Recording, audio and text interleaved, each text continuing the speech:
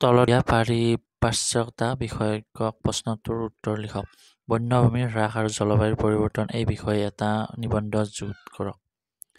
বৰ্তমান সমগ্ৰ বিশ্বতে বন্যভূমিৰ হ্ৰাস আৰু জলবায়ুৰ পৰিৱৰ্তন এক গোলকীয় সমস্যালৈ ৰূপান্তৰিত হৈছে। এইখন ভাৰতবৰ্ষতে বন্য সংৰক্ষণৰ বাবে চিপকো আন্দোলনকে ধৰি নানা প্ৰকৃত সচেতনতামূলক আন্দোলনকে গা কৰি উঠিছিল যদিও বৰ্তমানে জীৱস্ত মানুহৰ প্ৰকৃতি বিৰোধী ক্ৰিয়াকলাপে বন্যভূমিৰ ধ্বংসলীলা অব্যাহত ৰাখিছে।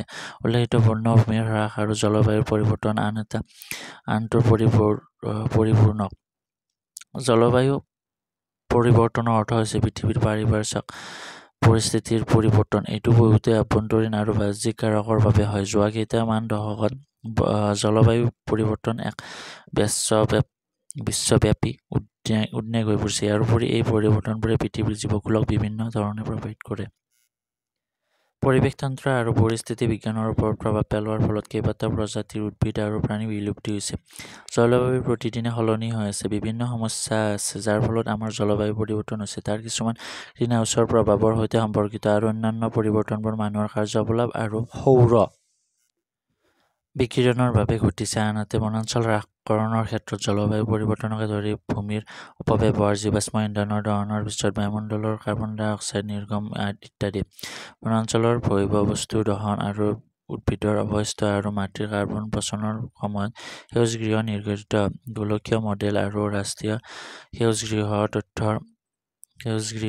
সেউজ গেছৰ তথ্যই বনাঞ্চল ধ্বংসৰ নিৰ্গমনৰ বাবে একেধৰণৰ তথ্যই প্ৰকাশ কৰে। 2019 চনৰ এক হিচাপ মতে বনাঞ্চল ধ্বংসই বিশ্বৰ প্ৰায় 11% সেউজগৃহ গেছৰ নিৰ্গমনৰ বাবে দায়ী। গ্ৰীষ্মমণ্ডলীয় বনাঞ্চল ধ্বংসৰ পৰা কাৰ্বন নিৰ্গমন ত্বৰান্বিত হৈছে। ক্ৰমবৰ্ধমান অৰণ্যসমূহ হৈছে জলবায়ু পৰিৱৰ্তনৰ প্ৰভাৱ কম কৰাৰ অতিৰিক্ত সম্ভাৱনা থকা কাৰ্বন ভাণ্ডাৰ। জলবায়ু পৰিৱৰ্তনৰ আন কিছুমান প্ৰভাৱ যেনে অধিক বনজুই, পৰুৱাৰ প্ৰাদুৰ্ভাৱ, আক্ৰমণাত্মক প্ৰজাতি আৰু ধুমুহা আদিয়ে বনাঞ্চল ধ্বংসকাৰ্য বৃদ্ধি কৰাৰ কাৰক। বিশ্ব সম্পদ প্ৰতিষ্ঠানৰ মতে 2019 চনৰ পৰা 2020 চনলৈকে প্ৰাথমিক গ্ৰীষ্মমণ্ডলীয় বনাঞ্চলৰ ক্ষতিৰ পৰিমাণ 12% বৃদ্ধি পাইছে। বনাঞ্চল ধ্বংসই প্ৰায়ে প্ৰকৃতি আৰু প্ৰাকৃতিক দুৰ্যোগ দুয়োটা উপায়েৰে ভূমি বনাঞ্চলৰ পৰা বনাঞ্চললৈকে সলনি হোৱা বুলি বৰ্ণনা কৰা হয়। বনাঞ্চল ধ্বংস আৰু জলবায়ু পৰিৱৰ্তনৰ মাজৰ সম্পৰ্ক এটা ইতিবাচক প্ৰক্ৰিয়াৰ ম্যাদ 5 ইয়াৰ মাজত অন্যতম। যিমানে বেছি গছ ৰোৱা হয় সিমানে জলবায়ু পৰিৱৰ্তন হয় আৰু তাৰ প্ৰভাৱত সমান সংখ্যক গছ হেৰুৱাবলগীয়া হয়। বনাঞ্চল ধ্বংস বহু কাৰণে হয়। বনজুই, কৃষিকৰ্ম, পশুপালন, কাঠৰ ব্যৱসায় বা কাঠ কটা, নগৰ উন্নয়ন, পথ উন্নয়ন, গৃহ নিৰ্মাণ আদি। 2018 চনত 80%তকৈ অধিক বনাঞ্চল ধ্বংস কৰাৰ কাৰণে কৃষি বুলি ধৰা হৈছিল। 1960 চনৰ পৰা উদ্দেশ্যপ্ৰণোদিতভাৱে কৃষিকৰ্মৰ বাবে আমাজন বৰ্ষাৰণ্যৰ প্ৰায় 15% বন আঁতৰাই পেলোৱা হৈছিল।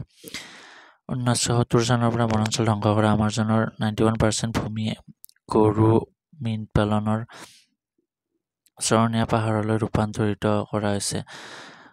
সমান্তৰালভাৱে বনাঞ্চল ধ্বংসৰ অন্যতম কাৰণসমূহৰ ভিতৰত চৰকাৰী প্ৰতিষ্ঠানৰ দুৰ্নীতি, আন্তৰ্জাতিক ক্ষেত্ৰত ধন আৰু শক্তিৰ অসম্পূৰ্ণতা, বিতৰণ, জনসংখ্যা বৃদ্ধি আৰু বৰ্ধিত জনসংখ্যা আৰু জনকৰণ।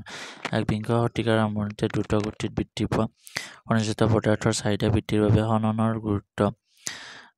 গুৰুত্বই বনাঞ্চল ধ্বংসৰ কাৰণ হিচাপে চিহ্নিত হৈছে। FAOৰ অনুমোদন অনুসৰি 1990 পৰা 2020 চনৰ ভিতৰত বিশ্বৰ বন কাৰ্বনৰ ভাণ্ডাৰ 0.9% লৈ হ্ৰাস পাইছে আৰু সেউজ আৱৰণৰ 8.2 লৈ হ্ৰাস পাইছে।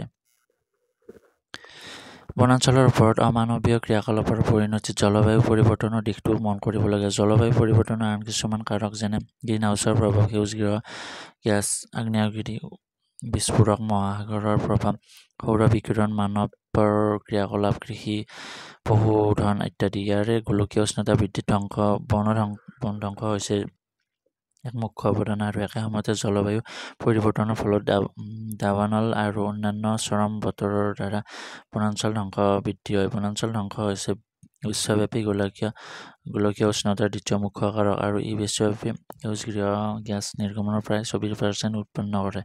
গ্ৰীষ্মমণ্ডলীয় বৰ্ষাৰণ্যত বন ধ্বংস বিশ্বব্যাপী ৰাস্তাত চলা সকলো গাড়ী আৰু ট্ৰাকৰ যোগাযোগৰ তুলনাত বায়ুমণ্ডলত অধিক কাৰ্বন ডাই অক্সাইড অৰিহণা যোগালে। যোগায়। ইফালে জলবায়ু পৰিৱৰ্তনৰ সময়ত হোৱা বনজুই অঞ্চলত ধ্বংসৰ কাৰণ। গৰম আৰু শুকান পৰিস্থিতিৰ ফলত বনজুই ঘন অৰণ্যত বিয়পি পৰে। তেওঁলোকে কেৱল সেউজীয়া আৱৰণ হ্ৰাস কৰাই নহয়, কিছুমান বন জন্তুবোৰকো উচ্চ উচ্চতাৰ ফালে ঠেলি দিয়ে। জীয়াই থাকিব নোৱাৰা প্ৰাণীবোৰ বিলুপ্ত হৈ যায় আৰু বিপদাপন্ন প্ৰকৃতিৰ তালিকাত তেওঁলোকৰ নাম পঞ্জীয়ন কৰা হয়। শেষত আমি ক'ব লাগিব যে বন ধ্বংস তথা হ্ৰাস আৰু জলবায়ু পৰিৱৰ্তন ৰোধ কৰিবলৈ আমি প্ৰতিৰোধ ব্যৱস্থা ল'ব লাগিব। কাৰ্বন সংৰক্ষণ বৃদ্ধি কৰিবলৈ বিশ্বব্যাপী ভূপৃষ্ঠত সেউজ গৃহ গেছ নিৰ্গমন পৰিহাৰ কৰাৰ বাবে ভূমিৰ সংৰক্ষণ, পুনৰুদ্ধাৰ আৰু উন্নত ব্যৱস্থাপনা হাতত ল'ব লাগিব। তেতিয়াহে এই প্ৰদূষণগত পৃথিৱীখনত বিশুদ্ধ শ্বাস-প্ৰশ্বাস লোৱাটো সম্ভৱত হৈ উঠিব। Thank U.